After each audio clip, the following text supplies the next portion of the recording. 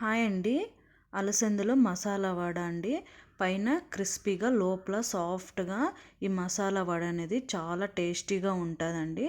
దానికి కావాల్సినవి చూద్దాము. పచ్చి అలసందలు ఇప్పుడు రుబ్బు రోలు తీసుకొని దాంట్లోకి తగినంత ఉప్పు, అలానే పచ్చిమిర్చి, వెల్లుల్లి, అల్లము, చెక్క, లవంగాలండి. ఇవన్నీ వేసి బాగా కచ్చపచ్చగా రుబ్బుకోవాలి.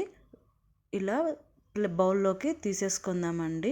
తీసుకున్న తర్వాత ఇక్కడ నేను కొద్దిగా అలసందలు వేసుకొని ఫస్ట్ రుబ్బుకుంటున్నాను. ఇవి మెత్తగా రుబ్బుకోకూడదండి. ఇది కూడా కచ్చాపచ్చగానే ఉండాలి.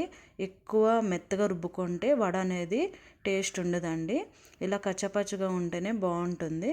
ఇలా రుబ్బుకొని తర్వాత సైడ్కి పెట్టుకున్న ఇంకా మిగతా కూడా వేసేసుకొని ఇది కూడా కచ్చాపచ్చగా వేసుకొని ఫస్ట్లో రుబ్బుకున్నవి కూడా మొత్తము ఇందులోకే వేసేసుకొని ఒకసారి అంతా రుబ్బుకోవాలండి.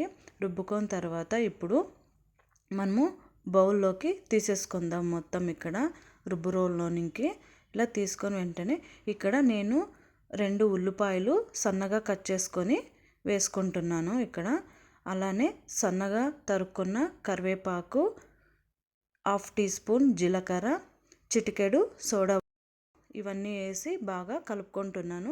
ఇక్కడ వాటర్ అనేది వేసుకోవద్దండి. ఈ పిండిదే సరిపోతుంది గట్టిగా మనకి. అలాగనే సన్నగా తరుక్కున్న కొత్తిమీర ఇది కూడా బాగా మిక్స్ చేసి నాకు ఆయిల్ అనేది హీట్ అయింది. ఇప్పుడు వడ వేసేసుకుంటున్నాను. వడ అనేది గోల్డెన్ కలర్ వచ్చే వరకు వేపుకోవాలండి.